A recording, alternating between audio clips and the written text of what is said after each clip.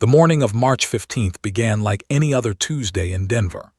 The sun filtered through the lace curtains of S's modest home on Maple Street, casting delicate shadows across the hardwood floors. Was a retired schoolteacher, 63 years old, with silver hair she wore in a neat bun and kind eyes that had watched generations of children learn to read and write. She'd been raising her granddaughter Maya for the past 3 years, ever since the girl's parents had gotten involved in a custody battle that ultimately led to Maya being placed in her grandmother's care. It was the best thing that had happened to both of them. Maya was 8 years old, with dark curly hair and her mother's almond-shaped brown eyes. She was the kind of child who noticed the world in ways that adults often missed. While other children her age were obsessed with video games and television, Maya preferred her sketchbook and a box of 120 colored pencils. She had names for her favorite colors: Midnight Dream Blue, Whisper Pink, Forest Mystery Green. Her art teacher, Ms., had already started talking about Maya's natural talent, suggesting that perhaps the girl should be enrolled in advanced art programs. Couldn't afford the expensive programs, but she made sure Maya had quality art supplies and a dedicated space in the corner of the living room where she could create without interruption. That Tuesday morning had prepared Maya's favorite breakfast: scrambled eggs with cheese, whole wheat toast, and fresh orange juice. They sat at the small kitchen table by the window, and Maya chattered about the upcoming school talent show. She wanted to perform a live drawing demonstration, sketching a butterfly while the audience watched. "Grammy, do you think they'll like it?" she asked, her mouth half full of eggs, smiled, and reached across the table to tousle her granddaughter's hair. "Sweetheart, they're going to love it. You're incredibly talented." Maya beamed, and felt that familiar warmth in her chest, the overwhelming love and gratitude for having this child in her life. After breakfast, Maya changed into her favorite outfit: a soft pink hoodie with a small embroidered butterfly on the chest and comfortable jeans. She was growing so fast, had just bought these clothes 3 months ago, and already they were getting snug. They'd have to go shopping soon. Prepared Maya's lunch for school: a peanut butter and jelly sandwich, apple slices, and homemade chocolate chip cookies, and watched as her granddaughter carefully packed her backpack with her school supplies and sketchbook. The girl never went anywhere without her sketchbook. After dropping Maya at school, had spent the morning doing what she loved: gardening. Her backyard was her sanctuary, filled with blooming tulips, daffodils, and the beginning shoots of her vegetable garden. She planted tomatoes, peppers, and herbs, her hands dirty, her heart peaceful. The forecast had predicted warm weather for the afternoon, perfect for being outside. She'd even called Maya's school to ask if the girl could come home and do homework in the backyard. The teacher had agreed, delighted by S's dedication to her granddaughter's well-being. When picked up Maya from school at 2:45 p.m., the girl was bubbling with excitement about something her art teacher had said regarding her drawings. "Ms. said my butterfly series shows advanced perspective and color theory," Maya repeated proudly, stumbling slightly over the words, laughed, and squeezed her granddaughter's hand. The drive home was short, just 10 minutes through their quiet neighborhood. They stopped at the corner store to pick up juice and snacks, and bought Maya a small chocolate treat as a surprise. Back home around 3:15 p.m., set Maya up on the front porch with her sketchbook and colored pencils. She'd arranged a small wicker table and a cushioned chair for the girl, creating a cozy outdoor studio. The porch faced Maple Street, but it was set back from the road, peaceful and quiet. The afternoon was beautiful, warm but not hot, with a gentle breeze that carried the smell of flowering trees. Brought out lemonade in a thermos and a plate of homemade cookies. "You work on your butterflies, sweetie. I'll be in the garden if you need me," said, kissing the top of Maya's head. The girl was already lost in her work, her tongue poking out slightly as she concentrated, a habit found absolutely endearing. For the next 45 minutes it was perfect. Maya drew, occasionally taking sips of lemonade and munching on cookies. Could see her from the garden, making sure she was safe and happy. Neighbors walked by, and one elderly woman stopped to admire Maya's artwork. "What a gift you have, young lady," she'd said, and Maya had blushed with pride. The neighborhood was exactly what I'd always hoped for: safe, quiet, friendly. Children played down the street. Dogs barked behind fences. The hum of it came from 2 houses over. It was the kind of suburban Colorado afternoon that people moved to neighborhoods for, seeking peace and normalcy, and a place where children could simply be children. Then, at exactly 4:02 p.m., everything changed. The first sign was a shift in the neighborhood's energy. The dog barking became more frantic. A car alarm went off 3 blocks away. Then, like a storm rolling in without warning, sirens wailed down Maple Street. Not just one, multiple sirens, getting closer. His head jerked up from where she was weeding her vegetable garden. Through the white picket fence, she could see the street. Maya had also looked up from her drawing, her hand freezing mid-stroke. "What's that, Grammy?" Maya called out, a note of curiosity in her voice. "Just police, honey. Maybe an accident." "Stay right there," called back, though she felt a small flutter of concern. Police sirens weren't uncommon, but they were usually brief, passing through on the way to somewhere else. Not like this. This sounded like an emergency. Quickly moved toward the front of the house, wiping her hands on her gardening apron. She could hear multiple vehicles now, their sirens creating a dissonant symphony of urgency. The first police cruiser came around the corner at high speed, tires squealing slightly as it braked hard. It was quickly followed by a second cruiser, then a third. They were stopping near the corner store, less than 100 yards from his house. Her heart rate picked up. This wasn't routine. Officers emerged from the vehicles with practiced urgency, their hands on their duty belts, their expressions serious. Could hear shouting, commands, instructions. Something about a robbery in progress at the corner store. Her eyes immediately went to Maya, who had set down her colored pencils and was watching the commotion with wide eyes. "Grammy, what's happening?" Maya asked, her voice small and uncertain. "It's okay, sweetheart. Come inside with me," called, moving toward the porch steps. But before Maya could respond, before could even reach her granddaughter, everything escalated in a way that neither of them could have anticipated or prepared for. The moment the police dog burst into view, everything fractured. The massive German shepherd, muscles rippling beneath its tan and black coat, lunged forward with a sound that seemed to come from the depths of hell itself. Its handler struggled to maintain control of the leash as the dog barked with an intensity that shook the very foundations of the neighborhood. Maya watched in absolute horror as the suspect, a man in a gray hoodie, was pinned to the ground by the canine, the dog's teeth bared inches from his face. She watched as officers rushed in with weapons drawn, shouting commands she couldn't quite understand. Her mind couldn't process what was happening. One moment, she was drawing butterflies. The next moment, the world had transformed into something from a nightmare. The colored pencil she'd been holding fell from her frozen fingers and clattered onto the porch. Her body went rigid, every muscle tensed, her breath coming in short, shallow gasps. She wanted to scream, but no sound came out. Instead, she found herself unable to move, unable to look away, unable to do anything but watch as the scene unfolded before her like a horror film playing in real time. The dog's bark seemed to pierce directly into her chest. The shouting of the officers echoed in her ears.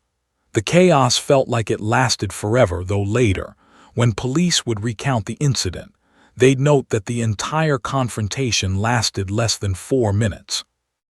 Reached the porch steps just as the suspect was handcuffed and the police dog was being led away by its handler. She immediately scooped up Maya, pulling her small body against her own, shielding her granddaughter's eyes from the scene. But it was too late. The image was already burned into Maya's consciousness, locked in her brain like a traumatic photograph that she couldn't unsee, no matter how hard she tried. "It's okay, baby. It's okay. Grammy's here," whispered, though her own hands were shaking. She carried Maya inside the house and locked the door behind them, her heart pounding as she set the girl down on the living room couch. Maya's entire body was trembling, her breathing rapid and panicked. Sat beside her, pulling her close, whispering reassurances, but she could feel that something fundamental had shifted in her granddaughter. Something precious had been broken. That night Maya couldn't sleep. She lay in her bed, every sound making her jump. Every creak of the house, every car passing by outside, every distant dog bark sent her into a state of alert panic. Around 2 a.m. was awakened by the sound of screaming. She ran to Maya's room and found her granddaughter sitting upright in bed, her sheets soaked with sweat, her eyes wide with terror, tears streaming down her face. The dog is coming," Maya screamed, flailing her arms. "It's going to get me." Rushed to her, holding her, rocking her gently. "No, baby, no, it was just the police. It's over, you're safe. Grammy's here, you're safe." But Maya's panic didn't subside for nearly an hour. Even as her physical body gradually calmed, even as her breathing slowed and her trembling lessened, could see that her granddaughter's mind was still trapped in that moment on the porch. Maya eventually fell asleep again, but it was a fitful, restless sleep, and stayed in the room all night, her hand resting gently on her granddaughter's shoulder. The next morning, Maya refused to eat breakfast. She sat at the kitchen table, her eyes hollow, her small face pale. She picked at a piece of toast but couldn't seem to bring it to her mouth. Made her favorite foods, chocolate chip pancakes, bacon, fresh fruit, but Maya just shook her head. "I'm not hungry, Grammy," she whispered. "You need to eat something, sweetheart," urged gently, but there was no convincing her. Finally, gave up, not wanting to push too hard. She chalked it up to trauma and assumed that once Maya felt safe, her appetite would return. It didn't. Over the following days, the changes in Maya became increasingly apparent and increasingly alarming. At school, her teacher called. "Maya's not herself," Ms. said carefully during their phone conversation. "She's usually so engaged and creative, but for the past few days, she's just been sitting in the corner by herself. She didn't participate in art class, and she fell asleep at her desk this afternoon. Is everything okay at home?" Felt her heart sink. She explained the incident briefly, and Ms.'s voice immediately became sympathetic. "Oh no, that poor child. Well, we'll give her some space and extra support. Let me know if there's anything we can do." But even with extra support from her teacher, Maya continued to spiral. By the end of the week, just 5 days after the incident, noticed that Maya had started having accidents, something the girl hadn't done since she was 5 years old. Maya would be sitting, seemingly fine, and then suddenly she'd be crying because she'd wet herself. The shame and embarrassment only made things worse, compounding the trauma with a new layer of humiliation. The nightmares came every single night. They varied in detail but remained consistent in their core terror. Sometimes Maya dreamed that the dog was chasing her. Sometimes it was already in the house, waiting under her bed or in her closet. Sometimes she dreamed that it had bitten her, and she could feel the phantom pain of teeth in her flesh. Would find her granddaughter gasping and screaming, covered in sweat, completely disoriented about what was real and what was nightmare. The girl would often crawl into bed and refuse to sleep alone. Even then, she'd wake up multiple times throughout the night, her small body jolting awake in panic. 2 weeks after the incident, took Maya to their family physician, Dr. Robert Martinez. He examined the girl carefully, looking for physical injuries, finding none. But when he looked into her eyes and asked her to describe what happened, even his experienced physician's face showed concern. "She's exhibiting signs of post-traumatic stress," Dr. Martinez explained in a quiet voice, while Maya waited in the other room with a nurse. The incident she witnessed was very frightening and unexpected. Her nervous system is in a state of hypervigilance. She's essentially stuck in fight-or-flight mode. This can manifest in sleep disturbances, anxiety, behavioral changes, appetite loss, and regression to earlier behaviors like accidents. "How long will this last?" asked, her voice trembling. "That varies greatly," Dr. Martinez said carefully. "Some children recover naturally with time and support. Others may need professional help, a therapist who specializes in childhood trauma. I'd recommend starting with therapy and seeing how she responds." Felt tears prick her eyes. Her sweet, talented granddaughter, the girl who'd been blossoming with confidence and joy, was now trapped in a prison of fear.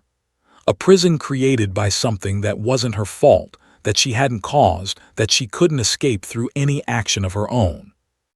Over the following weeks, watched in anguish as Maya's artwork changed. The butterflies disappeared. The bright, vibrant colors were replaced with dark blues and blacks. Her drawings became filled with teeth, with shadows, with images of running and hiding. One drawing in particular broke Maya's heart. It showed a small figure, unmistakably a child, being chased by a massive dog with teeth like daggers. Maya stopped wanting to go to school. She refused to leave the house, claiming she was sick. She begged to stay home, to never have to go outside again.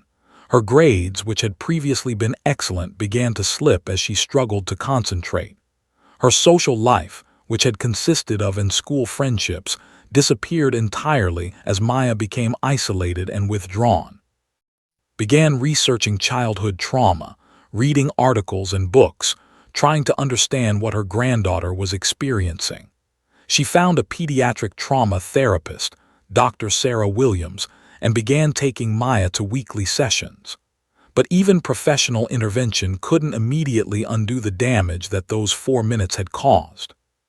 3 months after the incident, as spring turned into early summer, sat in her kitchen late at night, unable to sleep herself now. She looked at her granddaughter's latest artwork, still dark, still filled with fear, and made a decision. This wasn't right. This wasn't fair. Her granddaughter shouldn't have to live in this prison of anxiety and trauma. Picked up the phone and called an attorney. David Martinez's law office was located in a modest building in downtown Denver, just a few blocks from the courthouse. The walls were lined with framed certificates, awards, and photographs documenting his legal victories over the years. His desk was organized chaos, files stacked carefully in prioritized piles, photographs of his wife and 2 children smiling from silver frames, and a coffee mug that read, "Injustice anywhere is a threat to justice everywhere," a quote from Martin King. When walked through his door on a warm June afternoon, David immediately sensed the weight of her burden. He'd been practicing civil rights law for 23 years, and he could recognize the particular exhaustion that came from watching someone you loved suffer without being able to fix it. Sat across from him, her hands folded in her lap, and told him about Maya. She brought photographs. Maya's artwork before the incident, bright and joyful. Maya's artwork after, dark and haunting. She brought medical documentation from Dr. Martinez and therapy notes from Dr. Williams. She brought her heart, laid bare and broken. David listened intently, occasionally jotting down notes. He'd handled police misconduct cases before, excessive force claims, improper stops, racial profiling. But something about this case struck him deeply. It wasn't just about police accountability. It was about the protection of children, about recognizing that trauma doesn't discriminate, that it doesn't care about procedure or protocol when it decimates a child's sense of safety. "Tell me exactly what happened," David said, leaning forward. Recounted the incident, describing the sirens, the police dog, Maya's frozen terror. As she spoke, David was already thinking about the legal angles. The question of whether the police department had a duty to minimize harm to bystanders, particularly children, when deploying K-9 units. The question of foreseeability. Could they have reasonably anticipated that deploying a police dog near residential areas would cause psychological harm to children? "I want to fight this," said, her voice steady despite the tears in her eyes. "I want the police department to understand what they've done. I want them to change their procedures so this doesn't happen to another child." David nodded slowly. "This won't be easy," he said carefully. "Police departments have qualified immunity protections. They'll argue they were following protocol, responding to a legitimate crime in progress. But what you're describing, a child traumatized by unnecessary proximity to a police dog during a routine robbery response, that has merit. It's about negligence, about recklessness, about the failure to consider the impact on innocent bystanders." He outlined his plan. They would file a civil lawsuit against the Denver Police Department, alleging negligent infliction of emotional distress and reckless endangerment. They would need expert witnesses, child psychologists, trauma specialists, police practice experts who could testify about industry standards and whether the department had deviated from them. They would need documentation of Maya's medical and psychological condition before and after the incident. They would need to build a compelling narrative that showed not just that Maya was traumatized, but that a reasonable police department, acting with reasonable care, would have foreseen this harm and taken steps to prevent it. "How much will this cost?" asked quietly, and David saw her hands tremble slightly. "My usual retainer is substantial," David said. He paused, looking at the photograph of Maya's butterfly artwork. "But this case matters. Let's say we work out a contingency arrangement. If we win, you pay a percentage of the settlement. If we lose, you owe me for expenses only. No legal fees." His eyes welled with tears. "Thank you," she whispered. Over the following weeks, David assembled his team.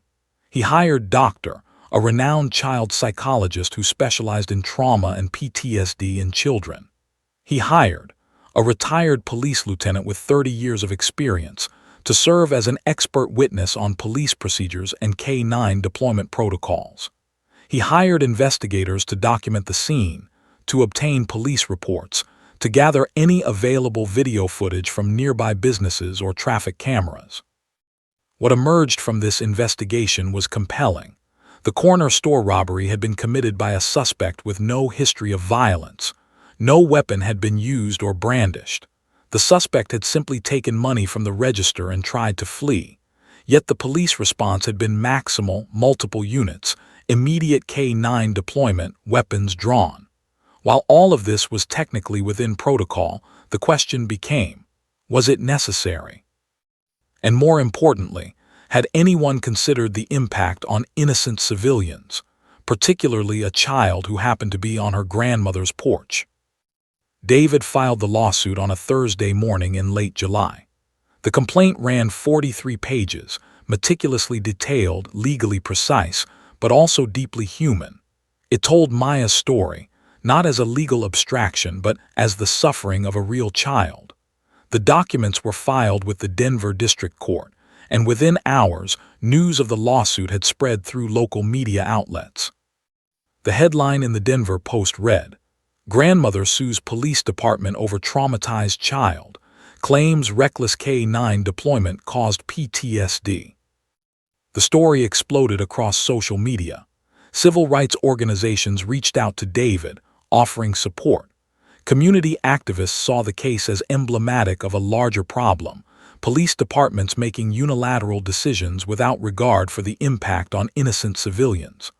Online petitions began circulating, demanding policy changes. Hashtags trended on Twitter: "Justice for Maya," "Protect Our Children," "Police Accountability." But there was also pushback. Police unions issued statements defending the officers' actions. Conservative commentators argued that the lawsuit was frivolous, that Maya's trauma, while unfortunate, was not the police department's responsibility.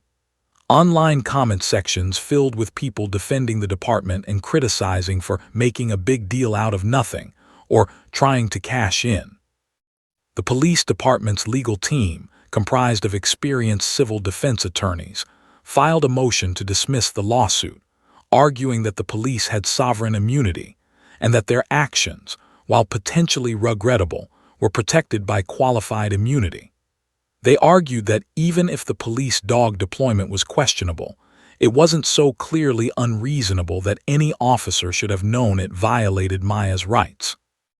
Judge, who was assigned to the case, the motion to dismiss.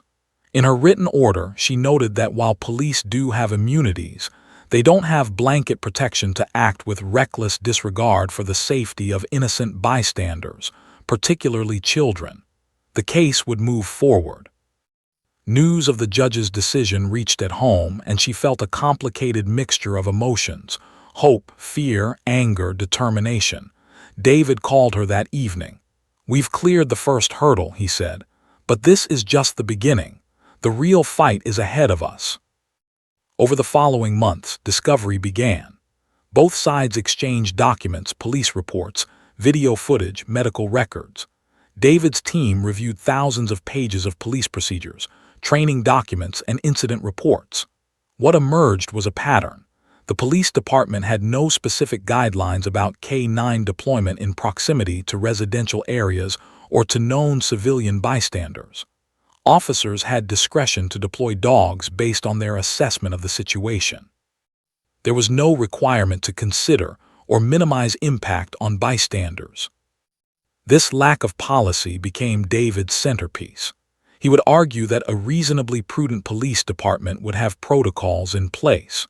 A reasonably prudent police department would train officers to consider civilian impact. A reasonably prudent police department would recognize that terrifying children near their homes could cause lasting psychological harm. As 2024 transitioned into early 2025 and Maya prepared for what was coming, David warned them that the police department would fight hard, that they would attempt to minimize Maya's trauma, that they would suggest alternative causes for her psychological symptoms. But he also told them something crucial. We have truth on our side. We have documentation. We have experts.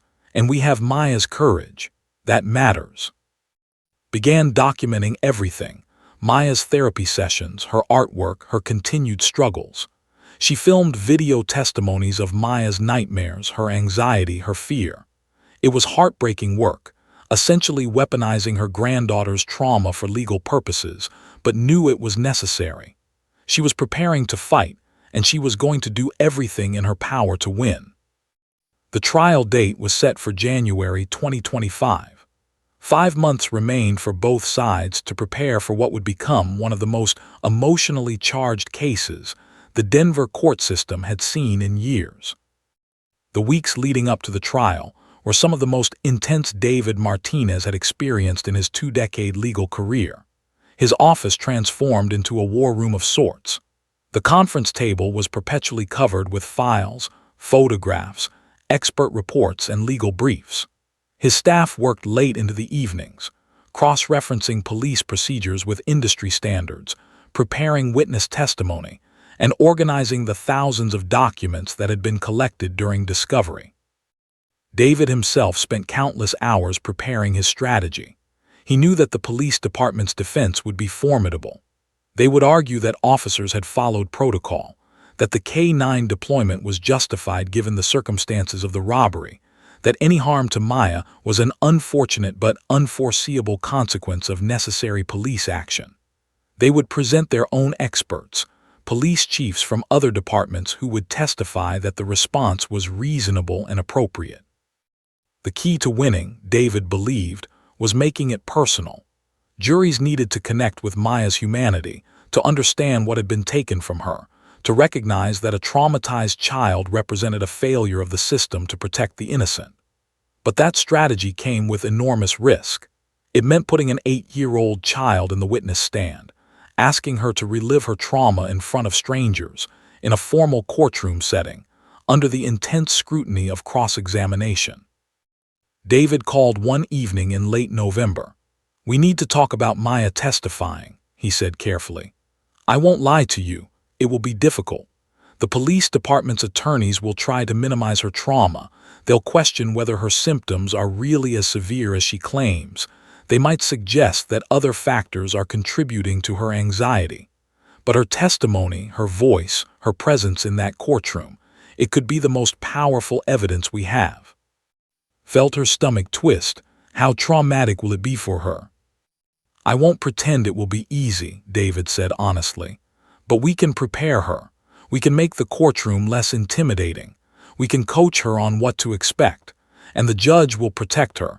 Judge has already indicated she'll allow certain accommodations for a child witness." After consulting with Dr. Williams, agreed. The preparation would begin immediately. Dr. Sarah Williams conducted special therapy sessions with Maya focused on preparing her for trial. She used play therapy, drawings, and gentle conversations to help Maya understand what would happen. "The judge is like a referee in a game," Dr. Williams explained. "And you're going to tell your story to the referee and the jury. The jury is like 12 teachers who need to understand what happened to you." Maya was quiet, processing this information with the seriousness of a child who'd already learned that the world could be frightening in unexpected ways. "Will the dog be there?" she asked, her voice barely audible. "No, sweetie," Dr. Williams assured her. "Just people, lots of people listening to you." But as the trial date approached, David grew increasingly concerned about something. In discovery, the police department's legal team had hinted at a strategy. They wanted to bring Ranger, the police dog itself, into the courtroom as evidence. Their argument was that if Maya saw the calm, well-trained dog in a controlled setting, it would demonstrate that the animal posed no inherent threat and that her trauma response was disproportionate. David was appalled by the strategy. He filed a motion in a legal request to prevent certain evidence from being presented. Bringing a police dog into the courtroom where a traumatized child is testifying is psychological warfare, he argued to Judge. It's designed to the witness and prejudice the jury. It serves no legitimate evidentiary purpose. The police department's attorneys countered that showing the dog was necessary to put Maya's fear into perspective. If the jury understands that this particular dog is well-trained and poses no actual threat, it helps establish that the trauma was disproportionate to any actual danger, their attorney argued. Judge took the motion under advisement, indicating she would rule closer to trial. David knew this was a battle he might lose, and he spent hours preparing Maya for that possibility. "If the dog comes into the courtroom," he told her gently, "you don't have to be brave. You don't have to pretend you're not scared. You can be exactly how you feel. That's okay. That's good. The judge wants to know how you really feel." Meanwhile, the expert witnesses were being prepared for their own testimony.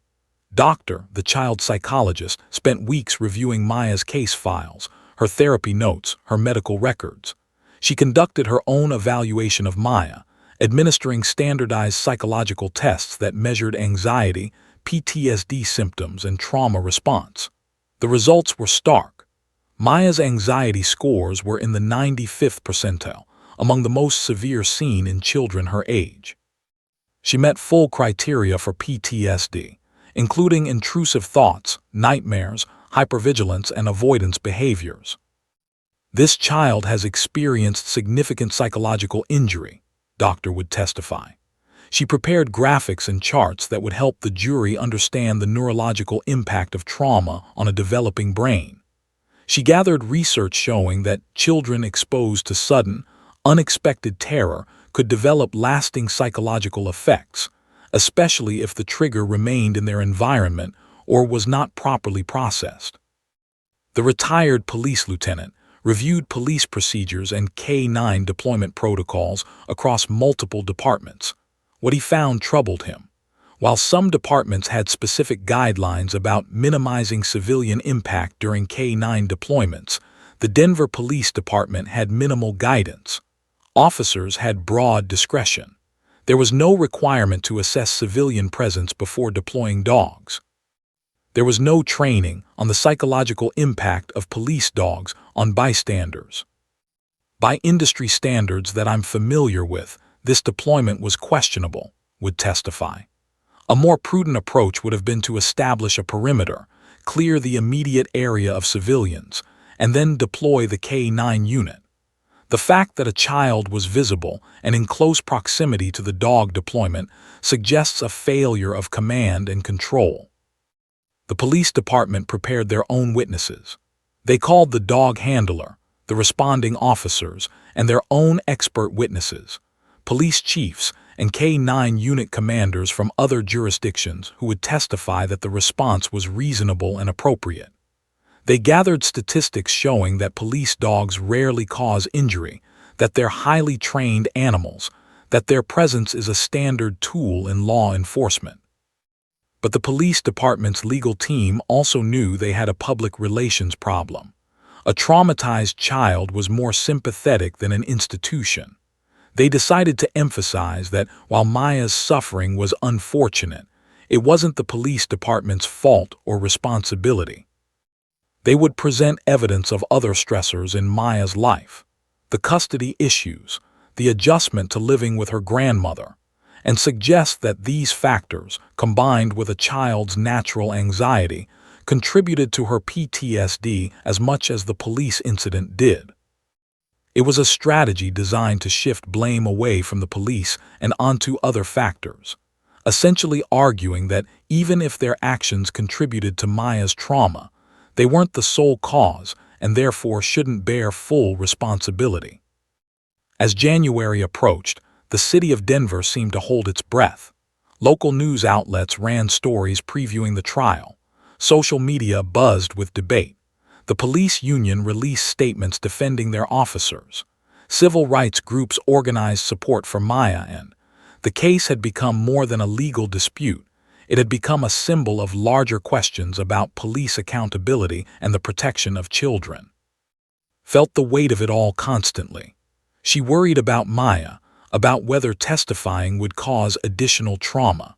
She worried about losing, about the message it would send if the court sided with the police department. She worried about winning and then having to help her granddaughter heal from both the original trauma and the trauma of reliving it in court. David called her the night before the trial was set to begin. "Get some rest," he told her. "Tomorrow we start fighting." Didn't sleep. Instead, she sat in the living room looking at Maya's artwork. The dark drawings, the teeth, the shadows, all of it visual testimony to what her granddaughter had endured. Tomorrow, they would stand before a judge and jury and ask for justice. Tomorrow, the real battle would begin. The morning of day 12 of the trial dawned cold and gray over Denver. Snow from the night before still clung to the courthouse steps. Inside the Denver District Courthouse, Courtroom 4B was already filling with spectators by 8 o'clock. Journalists clutched their notebooks and cameras. Civil rights advocates occupied entire rows of benches.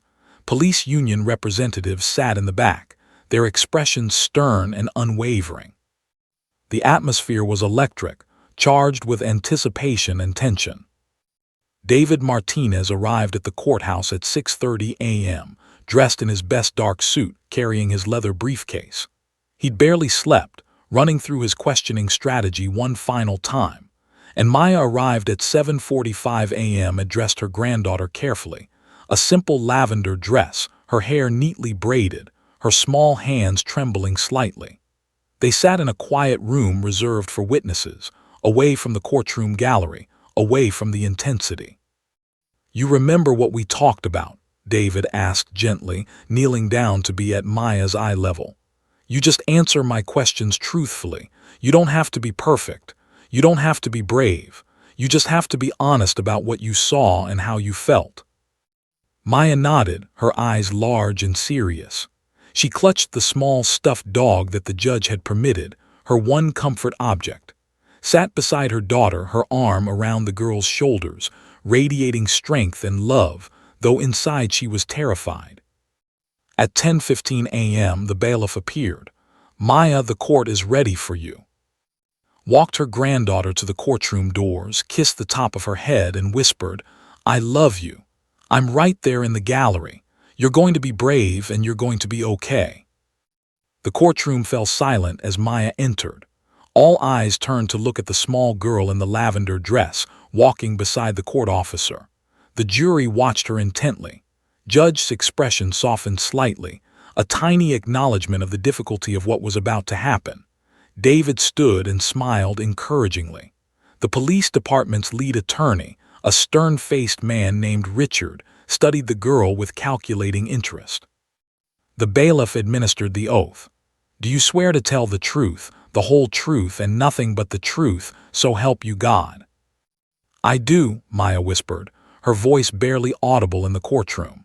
She climbed into the witness chair, which had been specially adjusted for her height and fitted with a cushion so she could be seen over the edge. The stuffed dog remained clutched in her small hands. Judge leaned down from the bench. "Good morning, Maya. My name is Judge. I know this is a very big courtroom and there are a lot of people here, but I want you to know that you're safe. You're going to answer Mr. Martinez's questions about what happened to you. Is that okay?" "Yes, ma'am," Maya said softly. David approached the witness stand slowly, deliberately, keeping his movements calm and non-threatening. He started with easy questions, allowing Maya to get comfortable with the sound of her own voice in the courtroom. "Can you tell the court your name and how old you are?" "My name is Maya and I'm 8 years old," she said, her voice steadier now. "Where do you live, Maya?" "With my Grammy on Maple Street in Denver."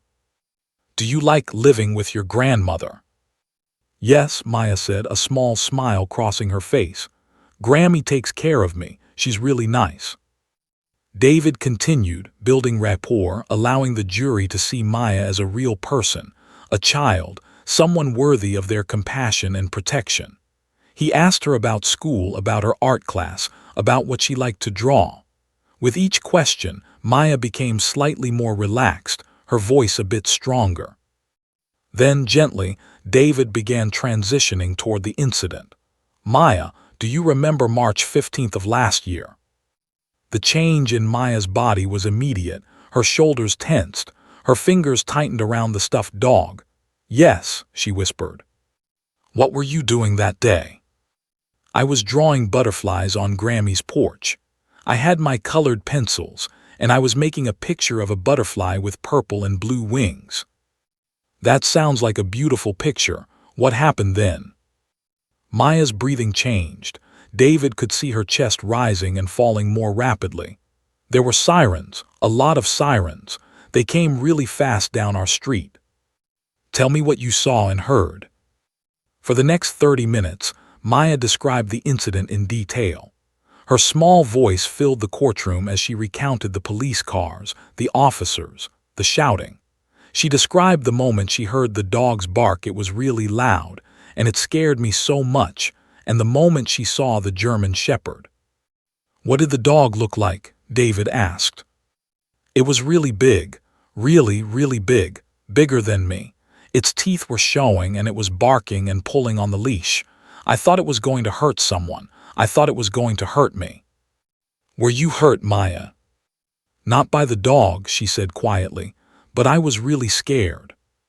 Several jurors were already showing signs of emotional response. The elderly woman in the front row had tissues pressed to her eyes. A younger juror, a man in his 40s, was watching Maya with intense focus. David then guided Maya through her symptoms, allowing her to describe in child-friendly language what she'd experienced since that day. "I have bad dreams," she said. "Really scary dreams about the dog, and I don't like to go outside anymore because I'm scared the dog will come back." "Do you go to school?" David asked. "Sometimes, but I don't like to go. I don't like to be outside. I don't like to go to recess." "Why not?" "Because I'm scared," she said simply. "Every noise makes me jump. Every dog bark makes me really scared." David asked her about her artwork and Maya became visibly emotional. "I used to draw butterflies and pretty things, but now I draw scary things, dark things, things with teeth." "Why do you think that is?" "Because that's what I see in my head now," she said, and her voice broke slightly. "The scary dog, the teeth, the loud noises." The courtroom was utterly silent. This wasn't a legal argument or a technical discussion. This was a child testifying to the fundamental change in how she experienced the world. David paused, giving the jury a moment to absorb what they'd heard. Then he continued, asking Maya about her therapy, about how long she'd been having nightmares, about how the incident had affected her daily life. "I'm sorry," Maya said at one point, her voice small. "I'm sorry I'm scared of dogs now. I know they're not all bad, but I can't help being scared." Sitting in the gallery, had to bite her lip to keep from crying out. Her granddaughter was apologizing for her own trauma. After 90 minutes of testimony, David turned to the judge. "I have no further questions, Your Honor." Judge nodded. "We'll take a 15-minute break, and then we'll proceed with cross-examination." The break felt eternal. Rushed to the witness room and held her granddaughter, whispering words of love and encouragement. "You were so brave, Maya. You did perfect." "Is it over?" Maya asked hopefully. "Not quite, sweetie. There's one more lawyer who's going to ask you some questions, but you did so well and I'm so proud of you." When the trial resumed, Richard approached the witness stand. His strategy was subtle but relentless. He didn't attack Maya directly. That would backfire with the jury. Instead, he planted seeds of doubt about the severity of her symptoms. "Maya, you said you have bad dreams. How often do you have these bad dreams?" "A lot," Maya said, "almost every night." "But not every night," pressed gently. "No, not every night." "So some nights you sleep fine." "I guess so, but I'm always scared." Continued, suggesting that other factors might contribute to her anxiety. The custody situation, the adjustment to living with her grandmother, normal childhood anxiety. He wasn't harsh, but he was effective, creating just enough ambiguity in the jury's minds about whether Maya's trauma was solely caused by the police incident or whether other factors played a role. By the time finished his cross-examination, nearly 2 hours had passed. Maya was exhausted, emotionally drained. Judge dismissed her from the stand and was allowed to reclaim her granddaughter. As they left the courtroom, David pulled aside. "She was perfect," he said. "Juries don't forget testimony like that. They don't forget a child's voice describing her fear." Hoped he was right. As she held Maya in the hallway outside the courtroom, she whispered prayers that her granddaughter's courage would be enough to create change, to create justice, to help others understand what trauma really looks like when it's experienced through the eyes of a child. 3 days after Maya's testimony, the trial had entered its second week. Expert witnesses had been called. Doctor had presented compelling testimony about the neurological impact of trauma on developing brains, using brain scans and research studies to demonstrate that Maya's PTSD was genuine and not exaggerated. The retired police lieutenant had systematically dismantled the police department's assertion that their response had been standard procedure, pointing out industry best practices that the Denver Police Department had failed to implement. The prosecution's case was building a powerful narrative, a child traumatized by a police response that, while not explicitly prohibited, had been reckless in its lack of consideration for civilian safety, particularly children. The jury seemed to be absorbing this message, leaning forward when testimony emphasized Maya's suffering, taking detailed notes when experts discussed the long-term effects of PTSD on child development. The police department's legal team knew they were losing ground. Their expert witnesses had done their job, arguing that the police response was reasonable and that K-9 deployments were standard procedure. But something about the case had shifted. The jury had seen Maya's face, had heard her voice describing her nightmares, had listened to psychological experts explain the permanent neurological changes that trauma creates. Facts and procedures suddenly seemed less important than human suffering. It was in this context that Richard, the lead attorney for the police department, made a decision that would later be debated by legal scholars and trial consultants. On the morning of day 14 of the trial, as David was preparing for the closing arguments that would begin that afternoon, approached Judge with an unusual request. "Your Honor, the defense would like to introduce additional evidence," said, his voice confident. "We believe it's critical for the jury to understand the actual nature of the police dog and assess the proportionality of the plaintiff's response." David's instinct immediately activated, his eyes narrowed. "Your Honor, if I may." Judge raised her hand. "Let me hear the full proposal first, mister. We would like to bring the police dog, Ranger, the same dog involved in the incident, into the courtroom. The dog will be muzzled, on a short leash, and handled by a trained officer.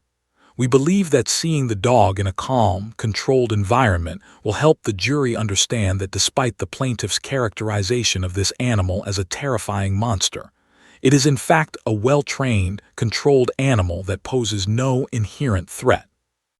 David stood immediately. "Your Honor, this is absolutely inappropriate. This is psychological warfare disguised as evidence. The jury has already heard testimony about what happened. Bringing a live police dog into this courtroom where a traumatized child is present. The child has already interrupted. She's not present during our presentation of evidence. And frankly, the jury deserves to see the actual subject of the case rather than rely solely on subjective characterizations and emotional testimony. Judge's expression was troubled. She understood the implications of both arguments. She understood David's concern about, but she also understood the principle that sometimes physical evidence could be more convincing than testimony. She also knew, however, that this was a significant decision that could affect the jury's perception of both the case and the fairness of the proceedings. Your Honor, David continued, his voice firm and controlled, this is prejudicial. The jury has been told about a police dog, and they've been told about the plaintiff's fear of police dogs. Introducing the actual dog transforms this from an abstract discussion into a visceral, emotional moment designed to trigger fear and sympathy for the defense, rather than focusing on the facts of what actually happened. It's psychological manipulation. Judge leaned back in her chair, considering. The courtroom was silent except for the scratching of journalists' pens and the occasional cough. Finally, she spoke. This is a difficult evidentiary question. Normally, I would be inclined to exclude the evidence as inflammatory and prejudicial. However, I also recognize that the defendant has a right to present evidence and that the jury should be given the opportunity to assess all relevant information. She paused, rubbing her temples. I'm going to allow it, but with strict conditions. David felt his heart sink. First, Judge continued, the dog will be brought in only for a brief period. Second, the dog will be muzzled and on a short leash at all times. Third, an officer will be standing by to remove the dog immediately if it shows any sign of aggression, or if I determine the circumstances are becoming unsafe or unduly prejudicial.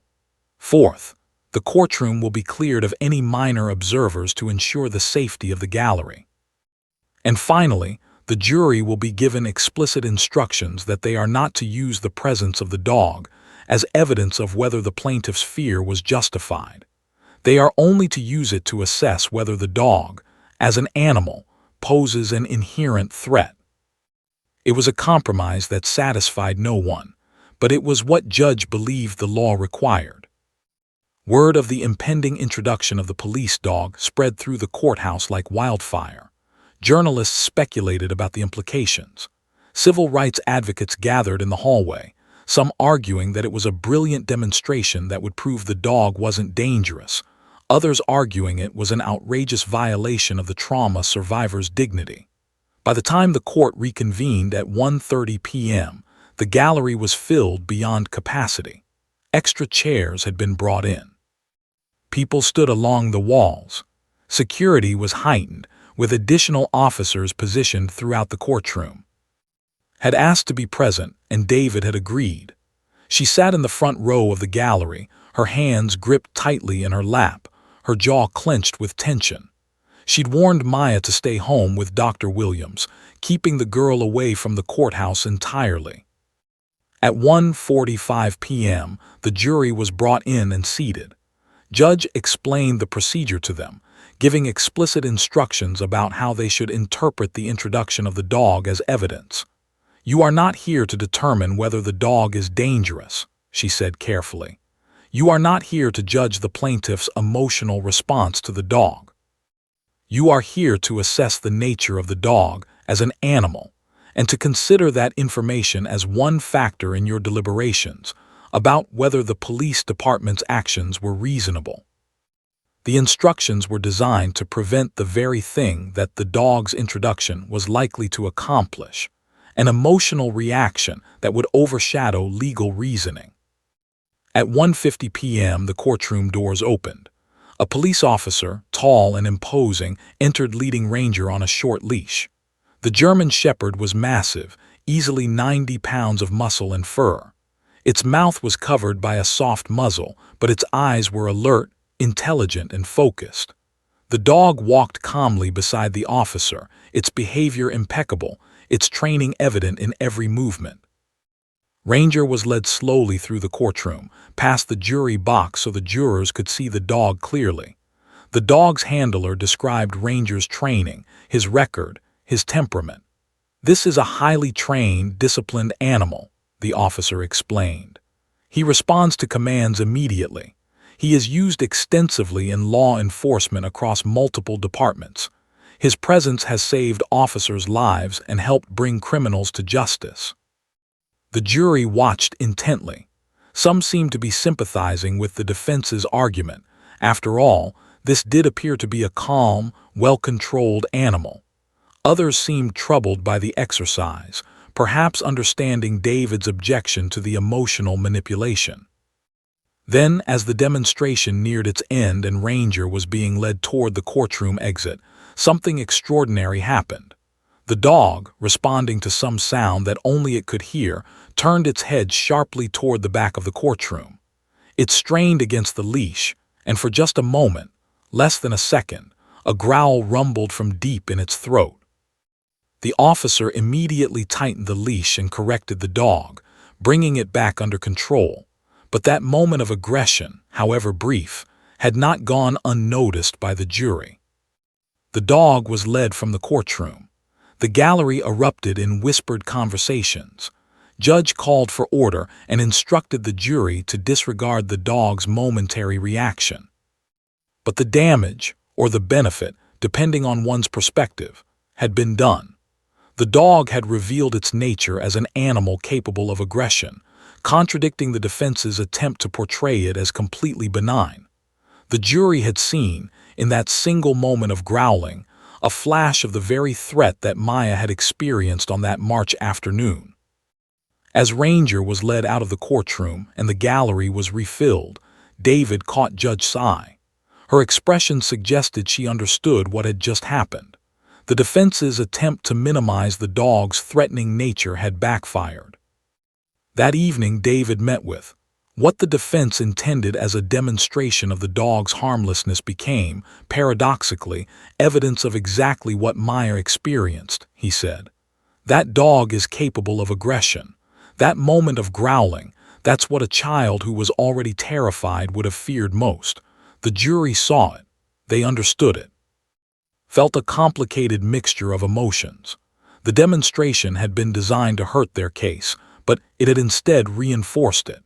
And yet, the fact that such a tactic had even been attempted, bringing a police dog into a courtroom during a case about a child traumatized by a police dog, seemed to encapsulate everything that was wrong with the system they were fighting. Tomorrow would bring closing arguments. Tomorrow, David would make his final plea to the jury. And tomorrow, the case would move toward its conclusion. The morning after the police dog's dramatic appearance in the courtroom, Denver woke to headlines that captured the conflicting narratives of the trial. "Police dog demonstration backfires in courtroom drama," read one headline. "Defense strategy falls short as K9 shows aggressive behavior," read another. Social media was ablaze with commentary, with clips of the dog's growl being shared thousands of times across platforms. The moment had become iconic, crystallizing the tension between the defense's attempt to portray the dog as harmless and the reality of what a traumatized child might experience. Judge had called a recess that morning to allow both sides to prepare for closing arguments. The jury would hear the final pleas from both attorneys, and then deliberation would begin. David spent the morning in his office, reviewing his notes, preparing the emotional appeal that would be his last opportunity to persuade the jury. Stayed home with Maya, holding her granddaughter close, grateful that the girl had been spared the sight of the police dog in person. But something unexpected happened at 10:47 a.m., just as David was reviewing his closing argument notes. His cell phone rang. It was Judge's clerk. "Judge would like to see you and Mr. in chambers immediately," the clerk said. "It's urgent." David gathered his papers and rushed to the courthouse, his mind racing with possibilities. Was there a legal issue, a procedural matter? When he entered Judge's chambers, he found already there, looking equally confused. Judge looked troubled. "I've received a request that I need to discuss with both of you," This is highly unusual, but I believe it warrants careful consideration." She paused, choosing her words carefully. "Dr. Williams, Maya's therapist, called my chambers this morning. She indicated that Maya had something she needed to communicate to the court, something Maya feels is important for the trial." David felt his pulse quicken. "What kind of something?" "Dr. Williams wouldn't specify on the phone," Judge said. "She wanted to speak with me directly. I've agreed to meet with her and Maya at noon in my chambers. I wanted to give you both the opportunity to be present if you wish. However, I want to be very clear. If there's any indication that this is being orchestrated by either side for strategic purposes, I will not allow it. Are we clear?" Both attorneys nodded. Whatever was about to happen, it would happen in a controlled environment with the judge's oversight. At 12:05 p.m., Dr. Williams knocked on Judge Chambers' door. She entered with Maya, who was dressed in her school clothes and clutching her small stuffed dog. The girl looked anxious, but her expression also held a kind of determined resolve. Was not present. Judge had determined this needed to be handled carefully, without undue pressure from any source. "Maya has asked to speak with the court," Dr. Williams explained gently. "I'm not here as her therapist making a clinical recommendation. I'm here as her advocate, ensuring that she has the opportunity to communicate what she feels is important. Maya, do you want to tell Judge what you told me this morning?" Maya looked up at the judge, her small frame dwarfed by the imposing courtroom furniture around her. Her voice, when she spoke, was trembling but clear. "I don't want the police to get in trouble," she said quietly. David felt his stomach drop. Was she recanting? Was she saying she blamed the police less than she previously indicated? "Tell me more about that, Maya," Judge said gently, leaning down slightly to be more at eye level with the child. "Yesterday when the dog came, I was really scared," Maya continued, "and I saw the dog growl and it made me feel like my fear was real, like I wasn't being silly for being scared." She paused, struggling with the complex emotions she was trying to articulate. "But then I thought about the man who was handling the dog. He seemed nice. And I realized that the police officer probably wasn't trying to hurt me. He was probably just doing his job." His face registered hope. David remained still, listening intently. "So what I want to say," Maya continued, her voice gaining strength, "is that I know the police officer didn't mean to hurt me, but that doesn't make it not hurt. It's like when someone bumps into you and hurts you by accident. They didn't mean to, but you're still hurt." Judge nodded, understanding the profound wisdom in a child's simple analogy. "I don't want to get anyone in trouble," Maya said again. "I just want people to know that I got hurt. And I want people to understand that even when you're trying to help, sometimes you can hurt people without meaning to." There was a long silence in the chambers. Dr. Williams had tears in her eyes, even seemed moved by the child's emotional maturity. "Thank you for sharing that with me, Maya," Judge said softly. "That was very brave and very honest. Do you understand what's happening in this courtroom?" "A little bit," Maya said. "Grammy says we're trying to help other kids not get scared like me." "That's exactly right," Judge said. "And what you just said, what you just told me, that's important. That's exactly the kind of truth that helps people understand things." The courtroom reconvened at 2:00 p.m. for closing arguments. Word had somehow leaked that something significant had happened, and the gallery was packed beyond capacity. Journalists speculated furiously about what had occurred in chambers, but Judge had issued strict orders that nothing be discussed publicly. David stood and delivered his closing argument with the weight of everything that had transpired behind him. He spoke about the nature of trauma, about institutional responsibility, about the duty of those with power to consider the impact of their actions on those without it. He spoke about a child whose life had been fundamentally altered by 4 minutes of chaos. And most importantly, he spoke about responsibility and accountability. The police officers involved in this incident were doing their jobs, David acknowledged, echoing Maya's own words. They were responding to a robbery, But doing your job doesn't mean doing it without regard for the consequences of your actions. A reasonable police department would have protocols to minimize harm to innocent bystanders, particularly children. The Denver Police Department didn't have those protocols. Their failure to implement reasonable safeguards caused significant, documented psychological harm to an 8-year-old child. That's not acceptable. That's not justice. Followed with his closing argument, attempting to minimize the police department's liability while acknowledging the tragedy of Maya's suffering. "We don't dispute that this child has experienced trauma," he said. "But trauma is unfortunately sometimes a consequence of necessary police action. If we hold police departments liable every time someone is emotionally affected by a police response, no matter how necessary, we paralyze law enforcement and make the streets less safe." The question isn't whether this child suffered. Clearly she did. The question is whether the police department is responsible for that suffering in a way that creates legal liability. Judge then gave her instructions to the jury. She explained the legal standards: negligence, foreseeability, breach of duty. She explained that they must determine whether the police department had a duty to minimize harm, whether they breached that duty, and whether that breach caused the documented psychological injury. "You have heard emotional testimony," Judge said carefully. "You have heard expert analysis. You have heard testimony from both law enforcement and mental health professionals. Now you must apply the law to these facts and reach a verdict. Your responsibility is significant. You are the voice of justice in this case." The jury retired to deliberate at 4:30. The courtroom emptied. David and representatives of the police department all retreated to their respective areas to wait. Hours passed. The jury sent out one question. Could they request to review doctors' testimony about the neurological impacts of trauma? Judge allowed it. More hours passed. At 6:45 p.m., the jury sent word that they had reached a verdict. The gallery filled again, journalists rushing back, spectators reclaiming their seats.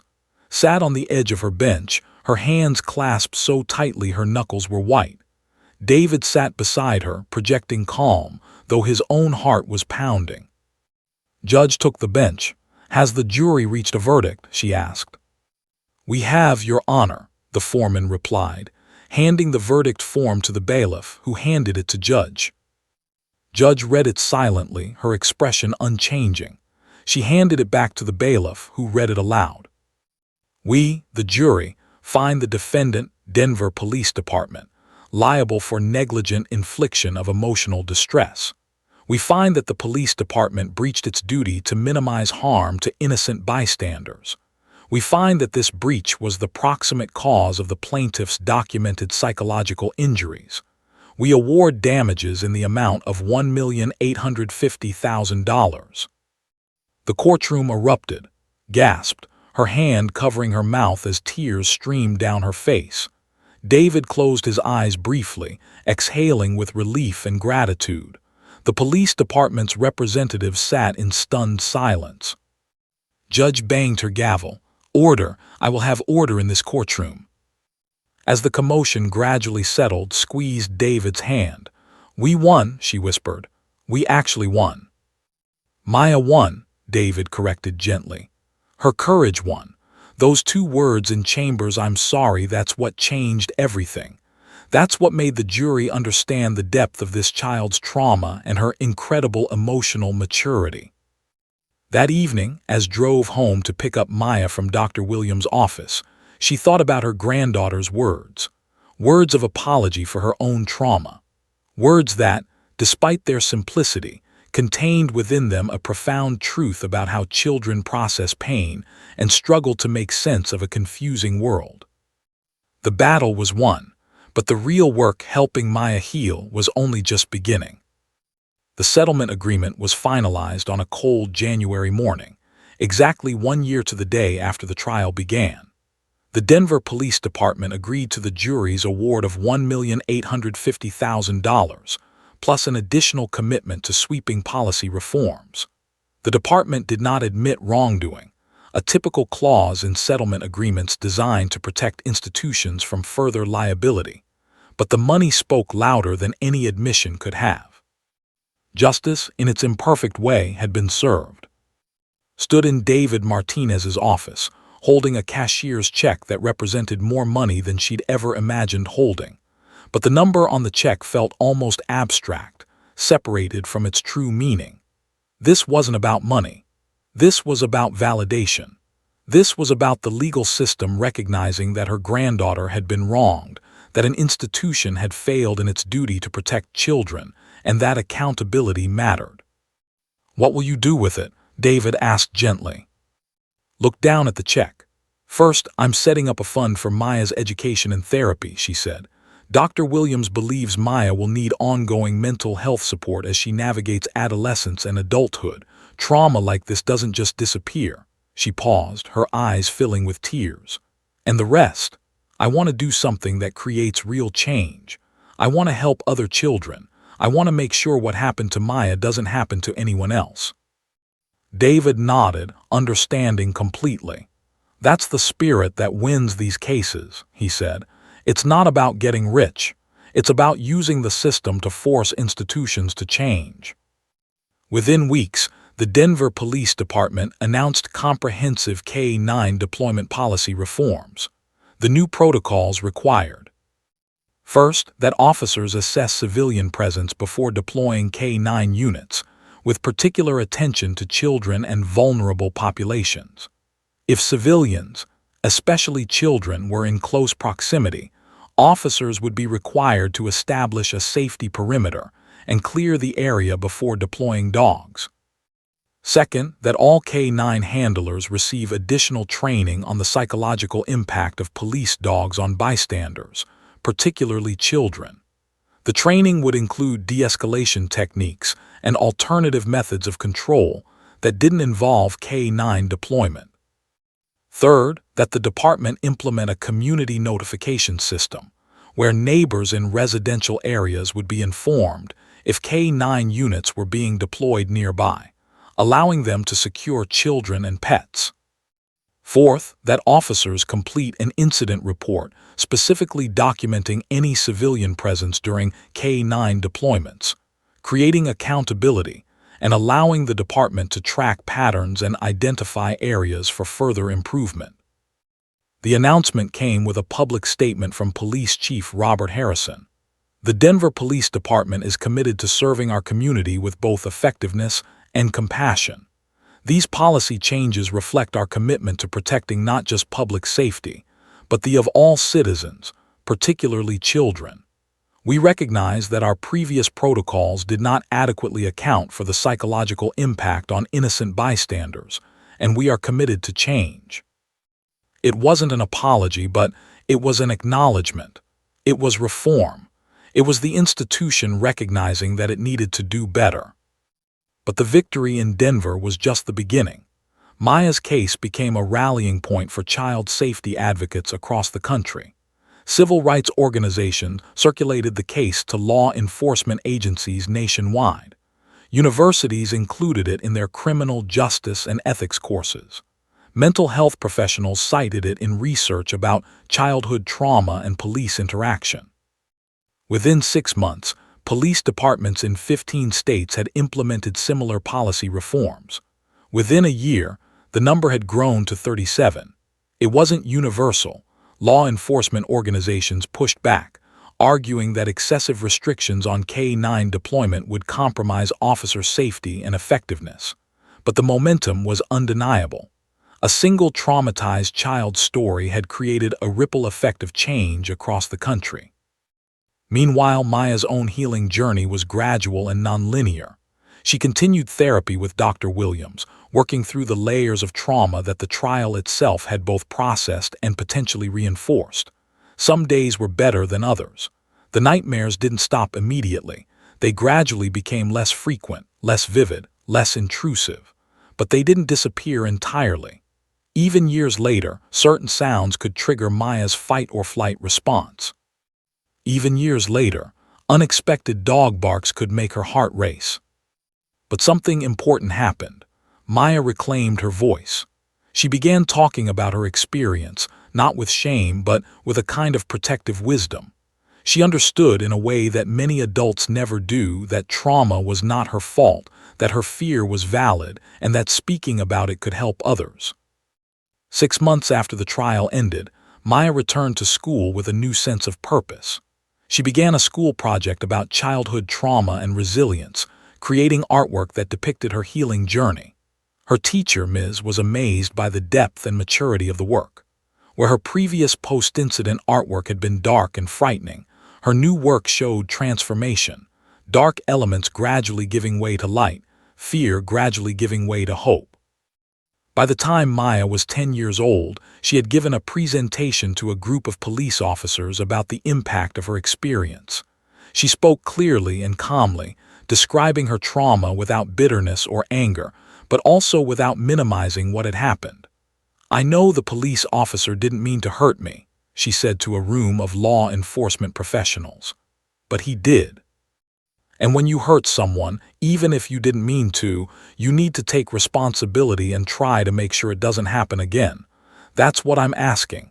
Not punishment, just responsibility and change." Several officers had tears in their eyes as they listened to this articulate, courageous child explain the consequences of their actions. Established the Maya Foundation, a nonprofit dedicated to promoting child-safe policies in law enforcement and supporting traumatized children through their healing journeys. The foundation provided grants to schools for trauma-informed educational approaches. It provided scholarships for mental health training and education. It advocated for policy changes at the state and federal levels. Within 3 years, the foundation had distributed over $800,000 in grants and had become a recognized voice in conversations about police accountability and child protection. Once a retired schoolteacher grieving her granddaughter's trauma became a nationally recognized advocate. But more importantly, the foundation served children directly. It provided therapy scholarships for families who couldn't afford mental health care. It trained teachers and school administrators in recognizing and responding to childhood trauma. It created support groups for children who had experienced trauma related to police interaction. Years later, when Maya was in high school, she reflected on everything that had happened. She was no longer the terrified 8-year-old frozen on her grandmother's porch. She was a resilient teenager, still carrying the weight of her trauma, but no longer crushed by it. She had learned to live with her fear rather than being consumed by it. "That day changed my life," she told a journalist who was interviewing her for a documentary about the case. "Not in the way I wanted it to change. I would never have chosen to be traumatized, but it changed me in ways that matter. It taught me that my voice matters. It taught me that speaking up can create change. It taught me that even when something terrible happens, there's the possibility of something meaningful coming from it." She paused, then added, "And it taught me to be careful with people, because trauma is real and it stays with you. But so is resilience and healing, and the possibility of creating a better world for other kids so they don't have to go through what I went through." Now in her 70s, sat in her garden on a warm spring morning, the same garden where she'd been weeding on that fateful March afternoon years ago. Butterflies, the very subject of Maya's original artwork, fluttered among the flowers. She thought about the journey that had brought her here, from a grandmother watching her granddaughter suffer, to a courtroom warrior fighting for justice, to a national advocate for change. The settlement money was gone now, invested in the foundation, distributed through grants, used to help thousands of children she would never meet. The notoriety had faded from the headlines, though the case remained referenced in legal and policy circles. But the impact remained. Policies had changed. Children had been protected. Trauma had been acknowledged and addressed. And most importantly, Maya had healed. Not completely. Trauma leaves scars that don't fully disappear. But she had transformed her suffering into wisdom, her fear into advocacy, her pain into purpose. That, believed, was the truest form of justice, not just punishing those who caused harm, but transforming that harm into something that prevented future harm and helped others heal. As she watched the butterflies dance among her flowers, whispered a prayer of gratitude. Gratitude for the resilience of children, for the power of speaking truth, for the possibility of change, and for a granddaughter who had the courage to face her fear and help create a better world.